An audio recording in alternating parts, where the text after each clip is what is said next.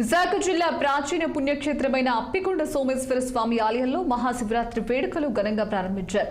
తెల్లవారుజాము నుంచి రుద్రాభిషేకాలతో శివనామస్మరణలతో ఆలయాలన్నీ మారిపోగాయి.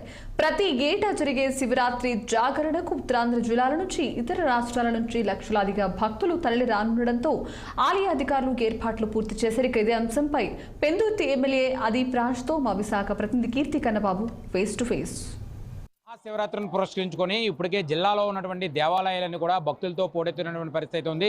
తెల్లవారుజాము నుండి శివాలయాలన్నీ కూడా పోటెత్తిపోయినటువంటి పరిస్థితి. ఈ నేపథ్యంలోనే అప్పికొండలో ఉన్నటువంటి శివాలయాలు కూడా భక్తులతో పోటెత్తిపోయింది. ఈ సమయంలోనే వివిఐపీలు అందరూ కూడా వస్తున్నటువంటి పరిస్థితి ఉంది. ఈ నేపథ్యంలోనే ప్రస్తుతం ఏదైతే పెందుర్తి ఎమ్మెల్యే అయినటువంటి అదీప్ రాజ్ కూడా ఈ శివాలయాన్ని దర్శించుకోవడం జరిగింది. ప్రస్తుతం ఆయన మాటల్లోనే ఎప్పటి నుంచి ఈ దేవాలయానికి వస్తున్నారో అడిగి తెలుసుకునే ప్రయత్నం చేద్దాం. సార్ చెప్పండి, ప్రధానంగా ఎప్పటి నుంచి మీకు నమ్మకంగా ఈ దేవాలయానికి వస్తున్నారు? మీరు అనుకున్నటువంటి కోరికలు ఏమైనా నెరవేరాలి? అది ఏ పరిస్థితిలో మీరు ఇక్కడ ప్రతి సంవత్సరం ఇక్కడికి వస్తూ ఉంటారు?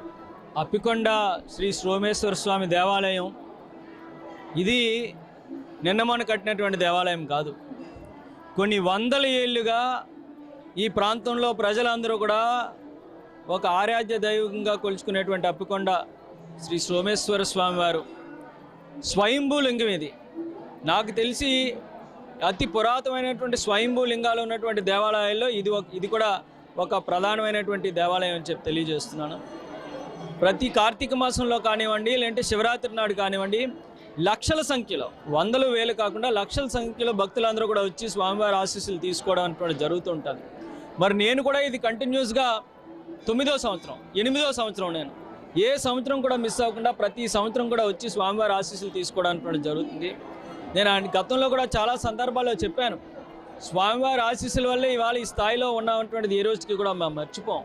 ఎందుకంటే ఆ స్వామివారి ఆశీస్సులు ప్రతి ఒక్కరి మీద ఉండాలి, ఈ ప్రాంతం మీద, ఈ ప్రాంత ప్రజల మీద, అందరి మీద కూడా ఉండి మరి ప్రతి ఒక్కరు అష్టైశ్వర్యాలతో ఆరోగ్యాలతో ఆనందంగా ఉండాలని చెప్పి మనస్ఫూర్తిగా కోరుకుంటూ నేను మళ్ళీ చెప్తున్నాను, ఈ దేవాలయం అన్నటువంటిది ఎక్కడా కూడా మన స్వయంభూ లింగం ఇంత పురాతనమైనటువంటి దేవాలయం నాకు తెలిసి ఈ ప్రాంతంలో, మన ఉత్తరాంధ్ర ప్రాంతంలో ఎక్కడా కూడా లేదు. మరి ముఖ్యంగా మరి ఈ సంవత్సరం అయితే CGF గ్రాంట్ కింద కూడా మరి ₹1 కోటి దీనికి శాంక్షన్ చేయడం జరిగింది. మరింతగా ఈ దేవాలయాన్ని అభివృద్ధి చేసేటువంటి కార్యక్రమం కూడా జరుగుతుంది. అంతేకాకుండా నవగ్రహాల మండపం కూడా మరి పెద్దలందరూ కూడా, కార్పొరేటర్ గారు కానీ, శివగారు కానీ, పెద్దలందరూ కూడా కలిసి మరి నవగ్రహాల మండపాన్ని కూడా మరి ఇప్పుడు కార్యక్రమం శంకుస్థాపించే కార్యక్రమం కూడా ఇప్పుడు చేస్తున్నాము.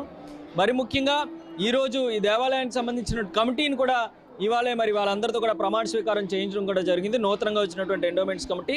మరి గౌరవ ముఖ్యమంత్రి వర్యులు జగన్మోహన్ రెడ్డి గారు ఏదైతే నా SC, నా ST, నా BC, నా మైనారిటీ, మహిళలు అని చెప్పుకుంటుంటారో దానికి నిదర్శనంగా ఇవాళ ఈ దేవాలయం కమిటీలో కూడా ఖచ్చితంగా నాయిని బ్రాహ్మణులకి, అదేవిధంగా బ్రాహ్మణ్స్కి కూడా, స్వచ్ఛమైన బ్రాహ్మణులకు కూడా ఎండోమెంట్స్లో ఖచ్చితంగా వాళ్ళకి తెరొక పోస్ట్ కల్పించాలని చెప్పడం, వాళ్ళు కూడా గౌరవం ఇవ్వడం అనేటువంటిది చాలా ఆనందదాయకం.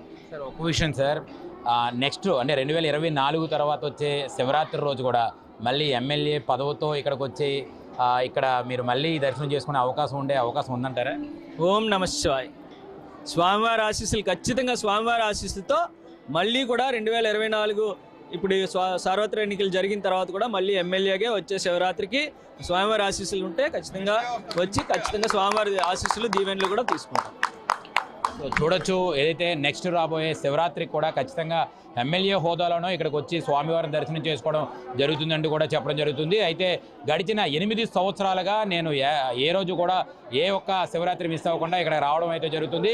అలాగే ఇక్కడ ఈ ఆలయం గురించి ప్రత్యేకంగా మాట్లాడుకుంటే కనుక చోళులు పరిపాలించినటువంటి కాలంలో ఏదైతే ఉందో ఆ చోళులు పరిపాలించినటువంటి కాలంలో నిర్మించినటువంటి శివాలయంగా ఈ సోమేశ్వర స్వామి ఆలయంగా చెప్పుకుంటూ ఉంటారు. ఏది ఏమైనప్పటికీ కూడా విశాఖ ఉత్తరాంధ్ర జిల్లాలో అత్యంత పురాతనమైనటువంటి, ప్రాచీనమైనటువంటి పుణ్యక్షేత్రంగా ఈ యొక్క అప్పికొండ పుణ్యక్షేత్రం అయితే చెప్పుకోవచ్చు. కెమెరామ్యాన్ మూర్తితో కన్నబాబు, విశాఖపట్నం నుంచి.